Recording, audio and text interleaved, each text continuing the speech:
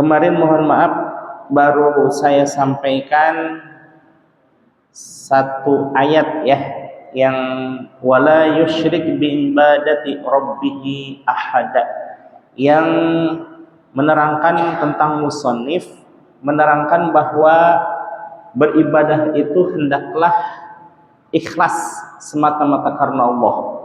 Jangan dikotori dengan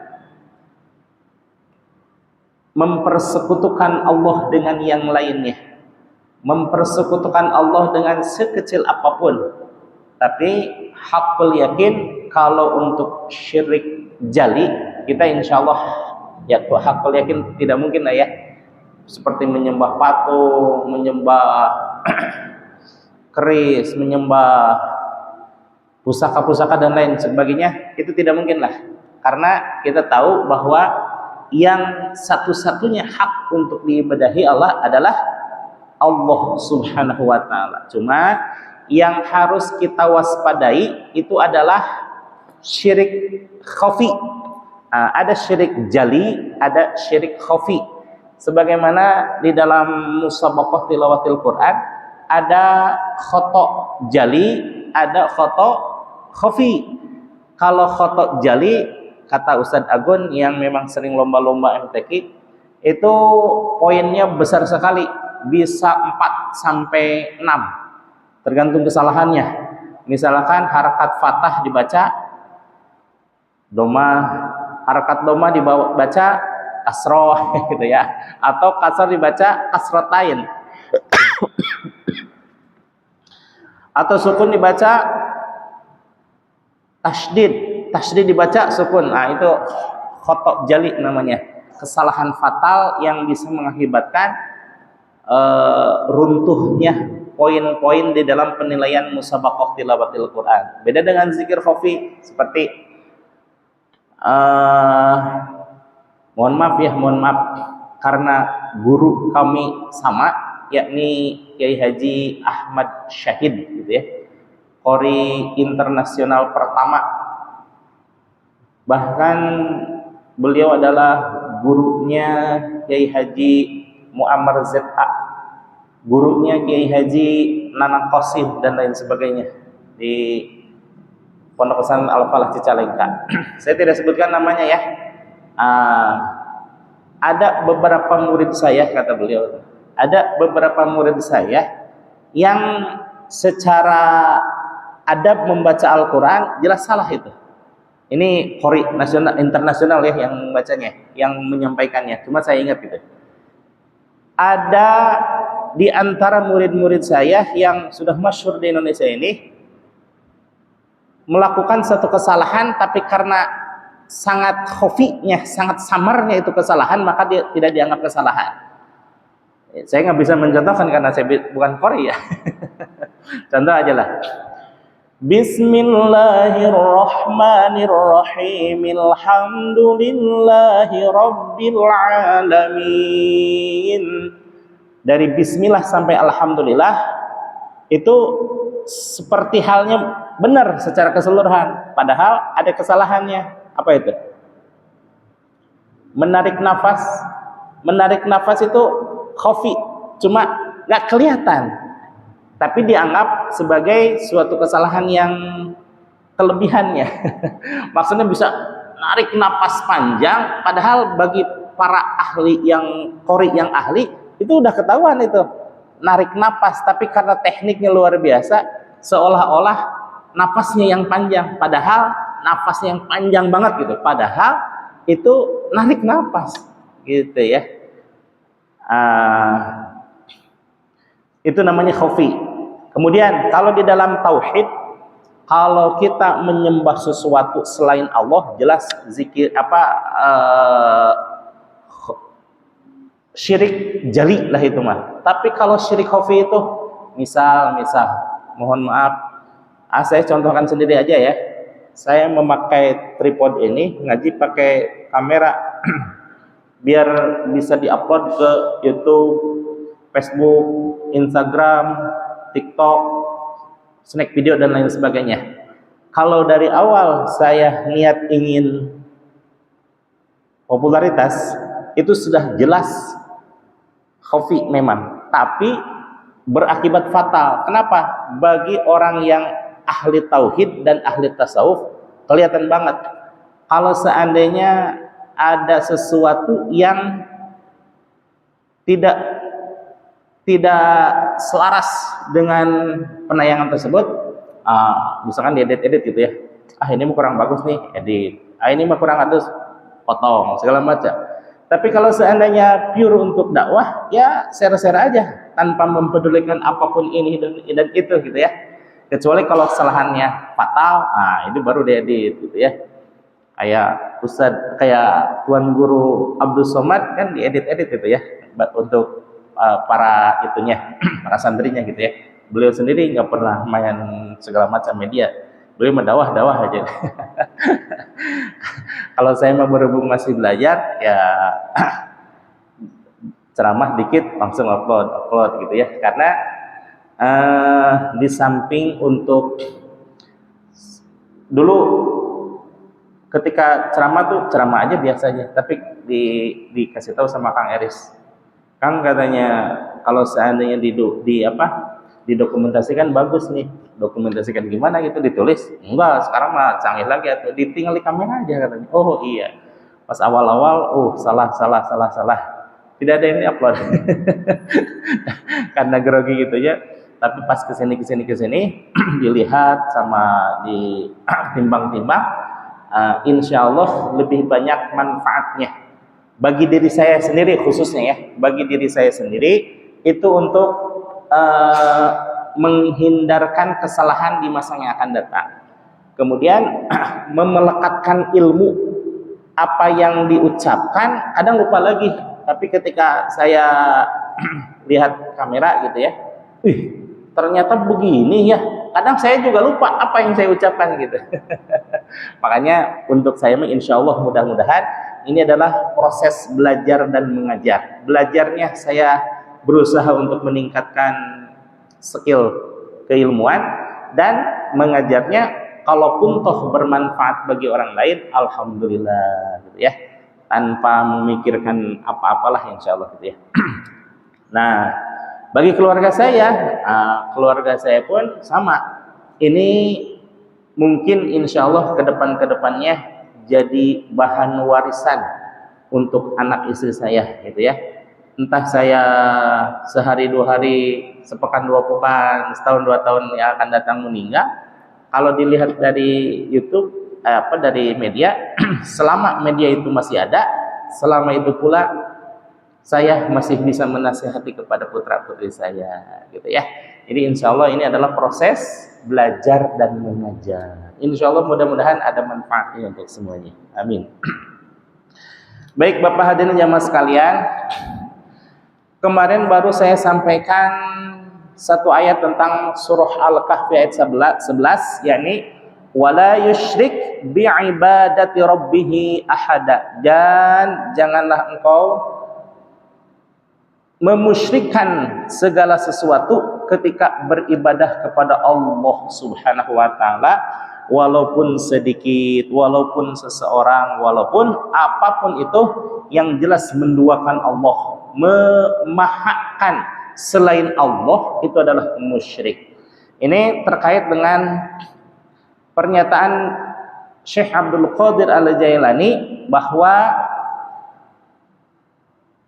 muamalatuhu, dan cara mentasarrufkan amal itu, yakni bil mafrudatil lati, dengan mengamalkan al-amalu bil mafrudat, dengan mengamalkan hal-hal yang difardukan, allati amarallah, yang telah diperintahkan oleh Allah Subhanahu wa taala, seperti halnya salat, zakat, puasa, ibadah haji dan lain sebagainya. Itu kan sudah diperintahkan oleh Allah Subhanahu wa taala, minal ahkamiz zahirati, dari hukum-hukum yang zahir, sebangsa yang terlihat, bi ghairi syirkatin, tanpa adanya kemusyrikan. Kama qala Allah taala, sebagaimana firman Allah Subhanahu wa taala, wala yusyrik bi'ibadati rabbih ahada, dan janganlah engkau memusyrikkan segala sesuatu kepada Allah Subhanahu wa taala. Surah Al-Kahfi ayat 11. Mohon maaf, ayat 110 gitu ya. Titiknya nggak kelihatan ini. Ayat 110. Nah, yang saya sampaikan berikut ini adalah maqalah dari Kangjeng Nabi Muhammad SAW atau yang biasa disebut hadis atau sunnah. Wa kama qala, dan sebagaimana disabdakan oleh siapa? Rasulullah sallallahu alaihi wasallam, yang disabdakan oleh Rasulullah sallallahu alaihi wasallam, innallaha thayyibun. Sesungguhnya Allah itu adalah eufemisme di dalam bahasa Indonesia untuk lafaz yang dinisbahkan kepada Allah itu menggunakan kata maha, gitu ya, untuk membedakan segala sesuatu yang selain Allah Subhanahu wa taala. Kalau dalam bahasa Arab, bahasa Inggris, insya Allah nggak ada ya. Bahasa Arab contohnya gini, innallaha ta'ala, ya artinya sesungguhnya Allah Subhanahu wa taala. Gitu. Kemudian kalau bahasa Inggrisnya the God to say, Allah berkata, the prophet to say, Nabi berkata, the Muslim scholar to say, ulama berkata. Nah, kalau bahasa Indonesia kan enggak ya, ada undang usuknya. Bahasa Sunda, bahasa daerah-daerah yang lain pun sama.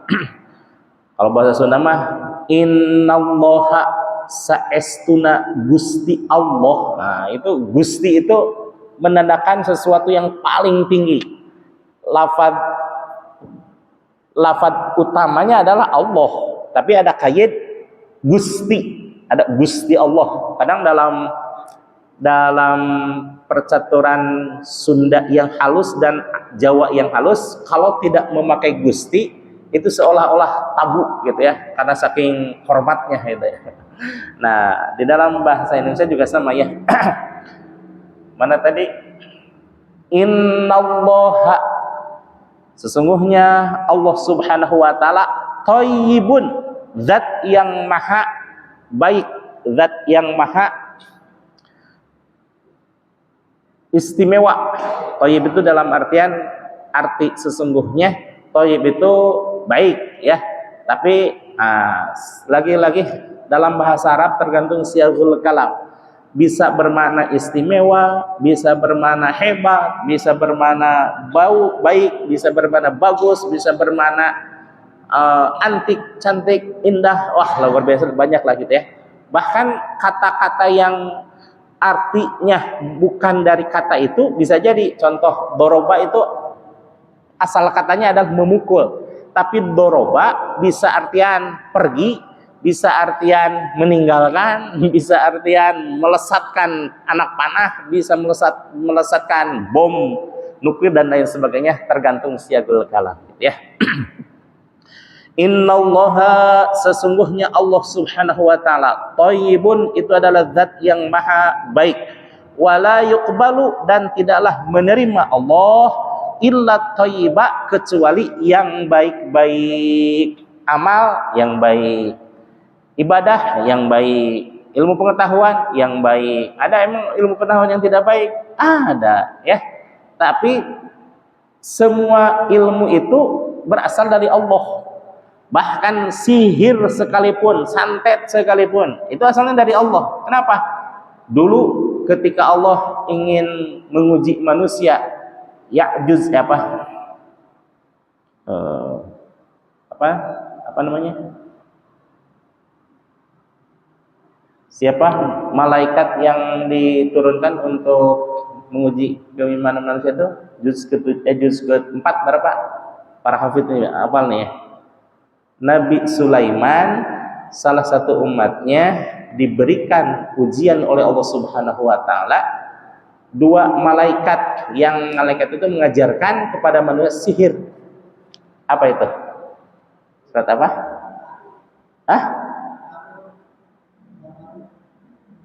Ya, juz, bukannya juz.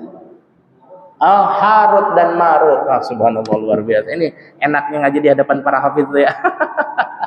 Harut dan Marut itu adalah dua malaikat yang disampaikan oleh Allah Subhanahu wa taala kepada Nabi Sulaiman alaihissalam. Umatnya Nabi Sulaiman alaihissalam diberikan ujian berupa ilmu sihir. Ilmu sihir itu turunannya ilmu, kecuali sulap ya. Kalau sulap itu belum sihir karena itu kecepatan tangan, teknik aja.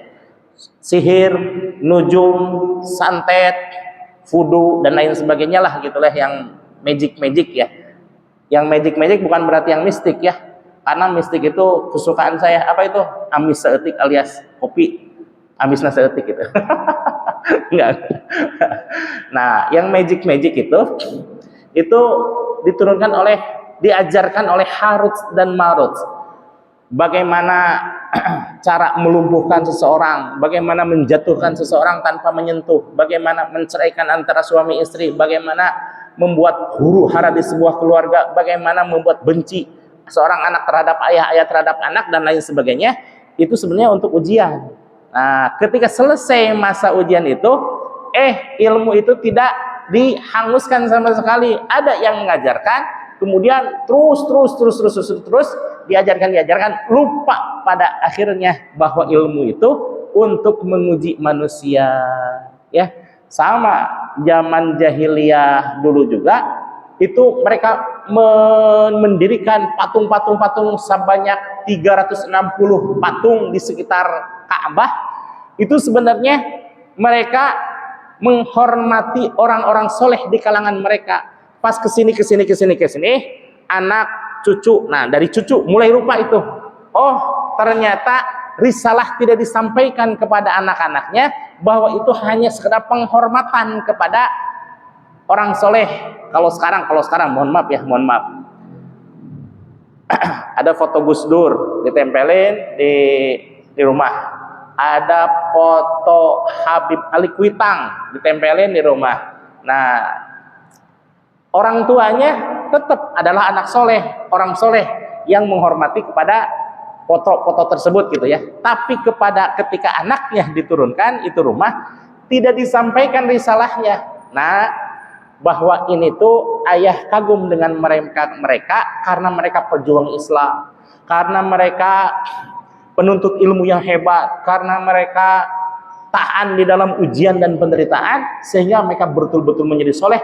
Ayah pun ingin menjadi orang soleh sehingga meniru dan mengagumi mereka. Nah, kalimat itu tidak disampaikan kepada anaknya sehingga anaknya agak samar. Kemudian ke cucunya tidak ingat sama sekali bahwa patung-patung zaman dulu sekitar Ka'bah Al-Mukarramah itu untuk menghormati orang-orang soleh di kalangan mereka. Nah, jadilah kesininya mereka mentuhankan apa yang dibuatkan patung. Ada Lata, Uzza, Manaf, yang Hubal dan lain sebagainya, itu yang pemimpin orang-orang soleh tuh. Tapi kesininya menjadi sesembahan mereka. Ini kan kesalahan fatal tuh. Yang tadinya mengagumi menjadi menuhankan. Naudzubillah tsumma naudzubillah.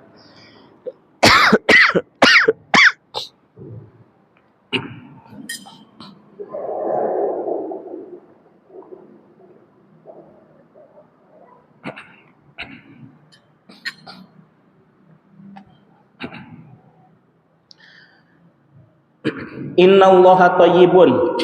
Sesungguhnya Allah adalah zat yang maha baik, wa la yaqbalu illa thayyiba, kecuali menerima yang baik-baik saja. Sedekah dari sesuatu yang dihasilkan yang dari baik, rizki yang baik, disalurkannya pun kepada hal-hal yang baik gitu ya. Bagaimana kalau seandainya ngasih sih ngasih, tapi bukan berasal dari yang halal, bagaimana itu? Itu kayak Robin Hood atau itu? Kayak Robin Hood ya, mengambil dari harta orang kaya yang zalim diberikan kepada fakir miskin. Bagaimana Islam memandang seperti itu? Berdasarkan hadis Kangjeng Nabi, innallaha thayyibun la yaqbalu illa thayyiba, bahwa Allah zat yang maha baik, tidak menerima sesuatu yang baik-baik. Kalau di dalam Islam itu diibaratkan mencuci pakaian dengan mutanajis atau bahkan dengan najis itu sendiri. Mutanajis adalah sesuatu yang terkena najis. Kalau najis, ya barangnya najis itu sendiri. Contoh, mencuci pakaian dengan air kencing. Sama airnya mah sama, tapi ada kencingnya. Itu malah suci apa malah menjadikan najis? Najis itu ya. Allah tidak menerima sesuatu yang baik karena Allah itu adalah zat yang maha baik. Wa kama qala Rasulullah sallallahu alaihi wasallam, dan sebagaimana disabdakan oleh Rasulullah sallallahu alaihi wasallam, innallaha witrun yuhibbul witra. Sesungguhnya Allah Subhanahu wa taala zat yang maha ganjil dan mencintai sesuatu yang ganjil. Apa maknanya? Kalau kita hanya melihat letter saja, ini innallaha witrun yuhibbul witro. Sesungguhnya Allah itu maha ganjil dan menyukai yang ganjil-ganjil. Kalau melihat dari sini, hanya teks ini, kita bisa error. Kenapa? Witrun, Allah ganjil.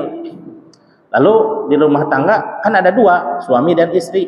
Allah tidak suka ini, atuh cerai aja mending. Wah, itu pemikiran yang kenclung artinya ya.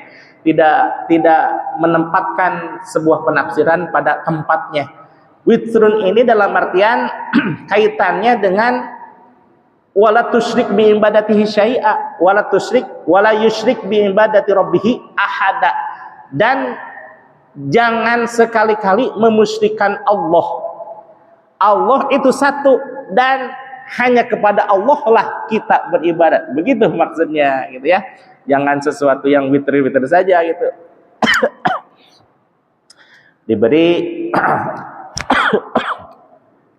Diberi bingkisan satu, katanya, Bu, mendingan 3 tuh. Kenapa 3? Karena Allah suka yang witrin-witir katanya.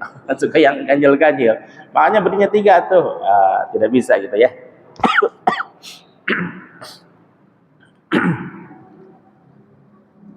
Wal muradu minhu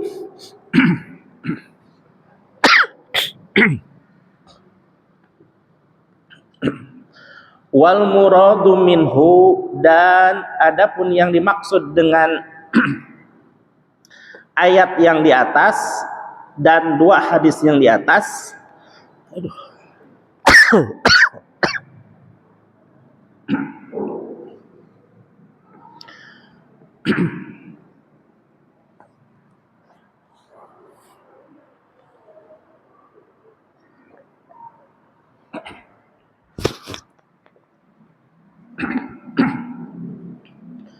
Wal muradu minhu, adapun yang dimaksud dari lafaz Al-Quran dan hadis di atas, al-amalu, yaitu beramalnya seseorang bila riyain. Nah ini maksudnya, beramal tanpa riya, wala sam'atin, dan juga sum'ah.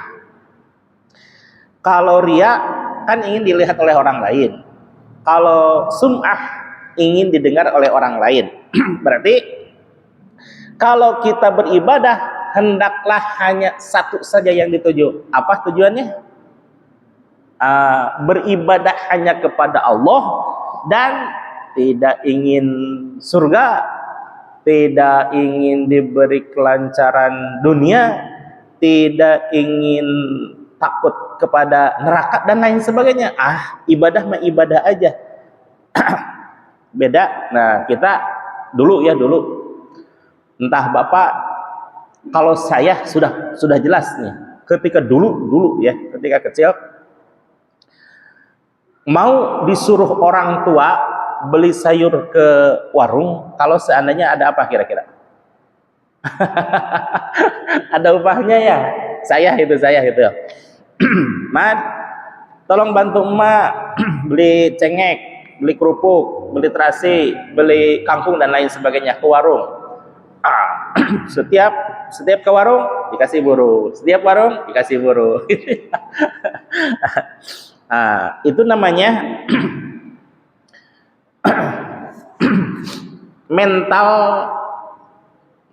mental apa ya?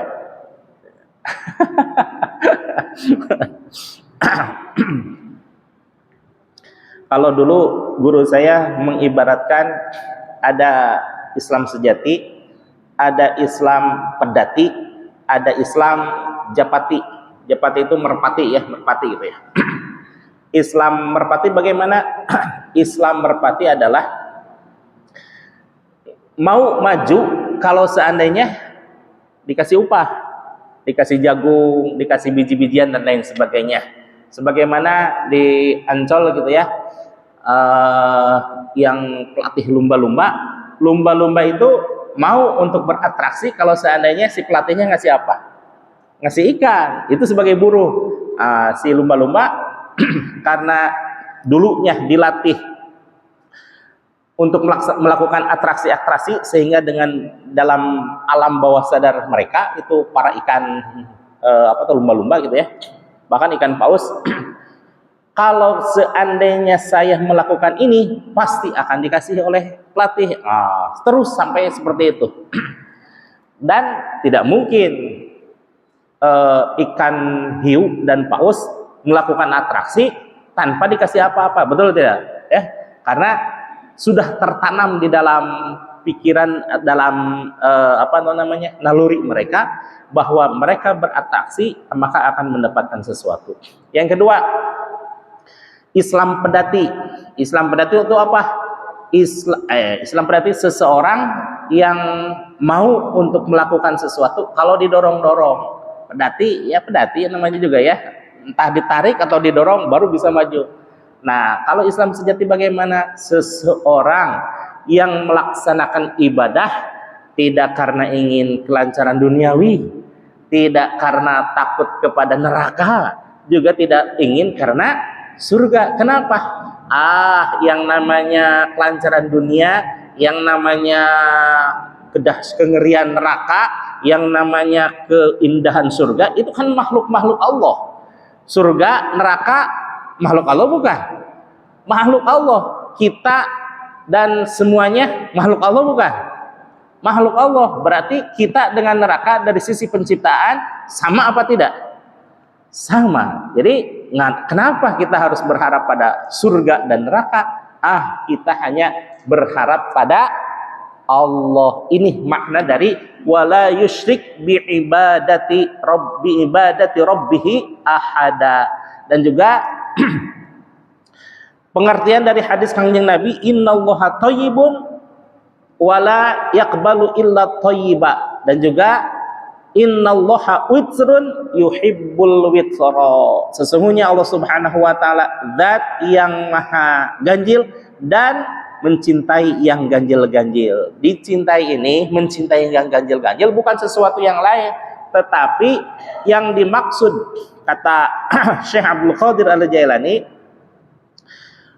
lanjutan dari hadis tersebut, dari pernyataan tersebut adalah wal muradu bihi minhu. Ini baru pernyataan Syekh Abdul Qadir. Wal muradu minhu, dan yang dimaksud dari semuanya itu al-amalu bila riyain wala sam'atin, beramal tanpa adanya riya dan sum'ah, tanpa mengharapkan dinilai oleh orang lain, semata-mata ibadah saja kepada Allah, insya Allah. Selanjutnya,